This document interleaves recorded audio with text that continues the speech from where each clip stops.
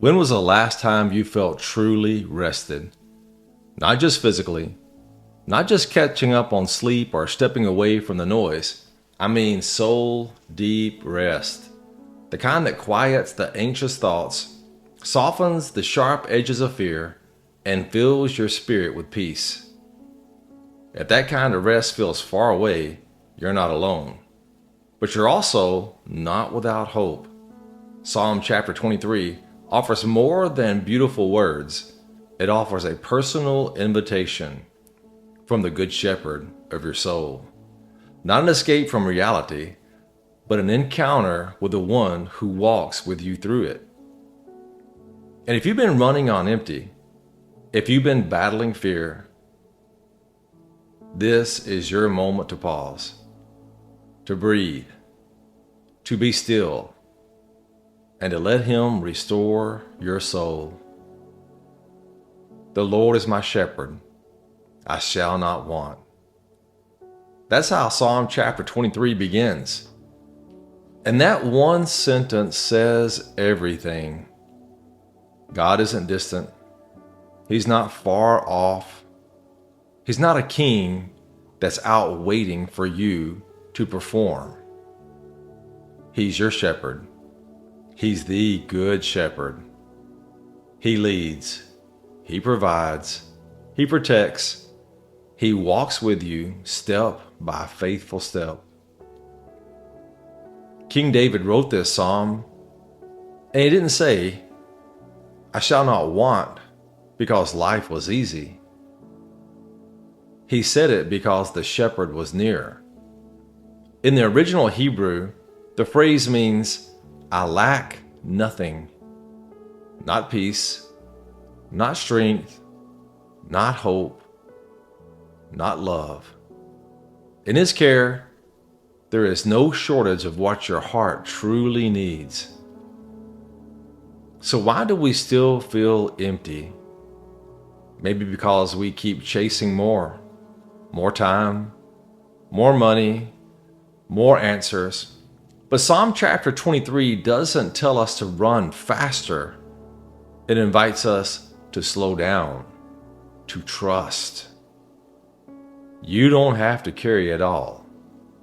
You don't have to fix it all. You just need to follow. What are you lacking today? What weight have you been quietly carrying? The Good Shepherd knows. He sees and He cares. He leads to green pastures and still waters. Not just physical rest, but places of peace where He quiets the noise and reminds your soul, you're not alone. You are not forgotten. You are not without. The Good Shepherd is with you, and that changes everything. He makes me lie down in green pastures. Not a command, a kindness. Not a push, a pause. Because the shepherd knows something we often forget. Rest isn't a reward, it's a requirement. We live in a world that never stops running. Deadlines shout, phones buzz, expectations pile high. And our souls, they whisper, I'm tired. But the Good Shepherd, He hears, and He leads. He leads us to green pastures, not just to see them, but to lie down in them, to stop, to breathe, to be still in the safety of His care. Green pastures aren't about grassy fields. They're about the sacred places where God nourishes what's been worn thin. It's where souls catch their breath, where hearts soften, and where peace starts to sink in deeply into our heart, mind, and souls. Rest in God's kingdom is an act of trust. It says, I believe you're in control even when I stop. Even creation rested, one day in 7, not because the world needed it, but because we do. So ask yourself gently, are you allowing space for stillness? Are you letting the Good Shepherd slow your pace? Not every moment has to be productive. Not every silence needs to be filled. Some spaces are meant for lying down, for letting Him restore what the world has drained out. You're not meant to run on empty. So today, take the invitation, lay down the burden, breathe in His goodness, and let your soul be still. Because when the shepherd leads you to rest, it's not wasted time, it's holy ground. He leads me beside still waters. He doesn't rush. He doesn't shout. He simply leads. And where does He lead you? Not to chaos, not to noise, not to pressure or panic, but to stillness. Still waters, where the noise fades, where the weight lifts, where peace, the kind that sinks deep into your bones, begins to settle in. Oh, these waters, they aren't just calm. Oh, they're healing. They don't just reflect the sky, they reflect the heart of the Good Shepherd. He knows what you need before you ever even ask. He sees the unrest that you've grown used to, and He offers something better. Jesus called Himself the living water, the one who satisfies the soul's thirst, not with quick relief, but lasting renewal. He said, "Come to me and drink." And when you do, peace flows, not just around you, but within you. The world will tell you to push harder, try more, fix it all. But the Good Shepherd, He whispers, "Come, sit, let me lead." Peace doesn't come from control. It comes from surrender. It's not earned, it's received. So when was the last time you followed Him to stillness? Not to check off a box, but to truly breathe, to truly let go, because He's still leading. And the waters, they are still. Let Him take you there, because where He leads, peace follows. He restores my soul. 4 words, 1,000 wounds healed. Not patched, not disguised, restored. You know the kind of tired that speaks to? Not the kind that a nap can fix. Not the kind a weekend away can touch. It's the ache behind your smile, the fog beneath your eyes. It's the weariness no one sees, but He does. The Good Shepherd, He sees it all. The sigh you hide, the questions you carry, the prayers you've whispered without words. And He doesn't roll His eyes or shake His head, but rather He opens His arms. "Come," He says. The world offers quick relief, distraction, scrolling, noise, but it doesn't restore. It numbs and leaves you emptier than before. God's restoration is different. It's not rushed. It's not shallow. It's soul deep. Where the world tosses bandages, God brings healing, gently, patiently, fully. Maybe today your soul is frayed. Maybe you've been carrying what you were never meant to hold. The Good Shepherd is calling. Do you hear Him?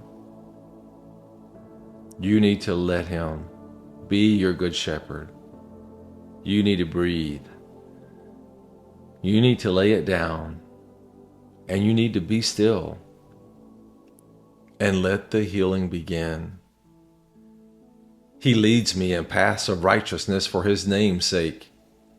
The Good Shepherd doesn't just restore, he directs. He doesn't only comfort, he calls. And his path? It's not random. It winds, it climbs, and sometimes it hurts. But it always leads home. It's not the easy road, but it's the right one. Not to make you famous, but to make him known. And as you follow, even your detours are not wasted. Even your stumbles become stories of grace. Because righteousness isn't about perfection, it's about direction. And he's walking with you every step of the way. You can trust him. So, dear friend, just keep walking. Keep putting one foot right in front of the other. Even when it's uphill, even when it's difficult, because he's leading you to higher ground. You're leveling up.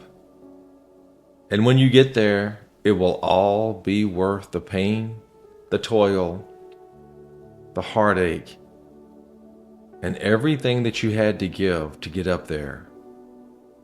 Because up there, on the high ground, with the Good Shepherd, oh, that's the good life.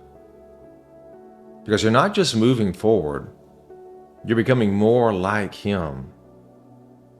This isn't about a destination. It's about a direction. It's about a relationship. A trust relationship between you and the Good Shepherd. Oh, dear friend, he is good. He is almighty. He is powerful. He is your provider and your protector. Draw near to him. Don't stray away. Even though I walk through the valley of the shadow of death, I will fear no evil. It's not a question of if, but when. The valleys come, shadows fall, pain presses in, the air gets thin. You know the kind of valley where the doctor calls, when the door closes, when the tears fall and they won't stop. But this verse isn't about avoiding valleys. It's about walking through them.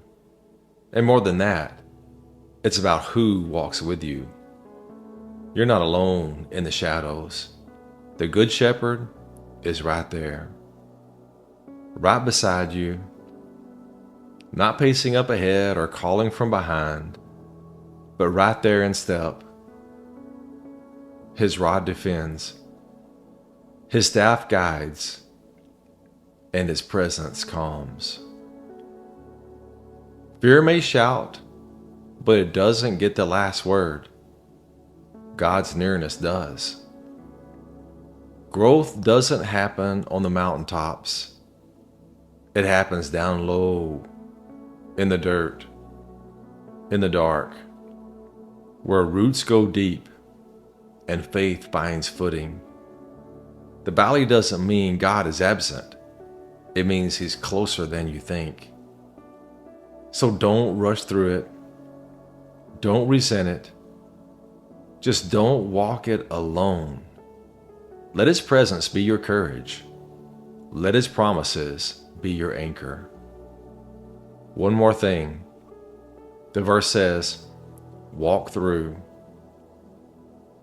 You're not camping here. You're passing through. This valley is not your forever. It's part of your formation. You may feel afraid, but you don't have to live afraid. He is with you. He is enough, and he will see you through. Now, dear friend, let's go to the Lord in prayer. Heavenly Father, we come to you with gratitude for your word that speaks life and for your presence that never leaves. Thank you for Psalm chapter 23, for the way it reminds us that you are not only our God, but our good shepherd. You provide for us, protect us, and guide us, even when we don't see the full picture. Let these truths sink in.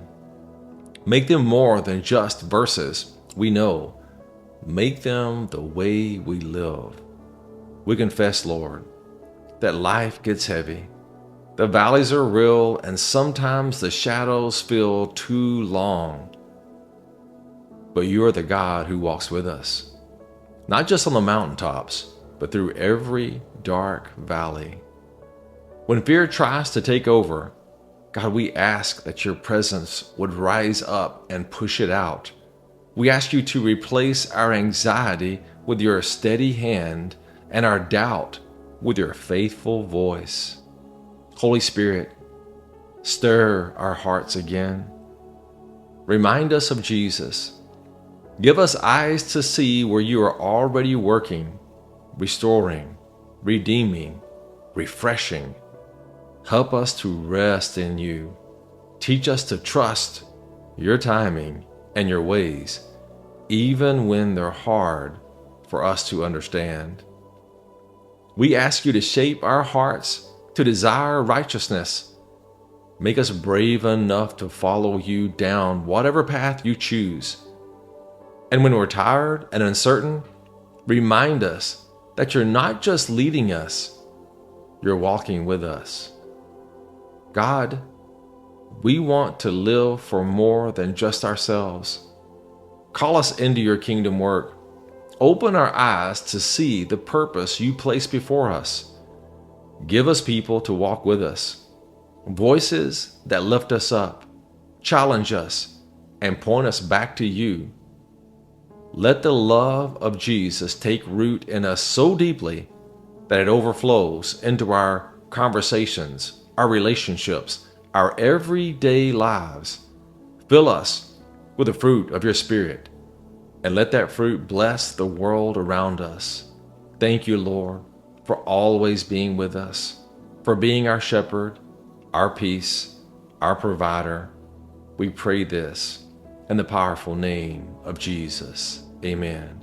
Now, dear friend, if you found value in this video today, do me a favor, click on the like button, type amen in the comments, or if you have a prayer request, drop it in the comments. I will look at the comments and I will watch for them and I will pray for you. It'll be my honor to do this. Thank you for joining me today. Blessings over you.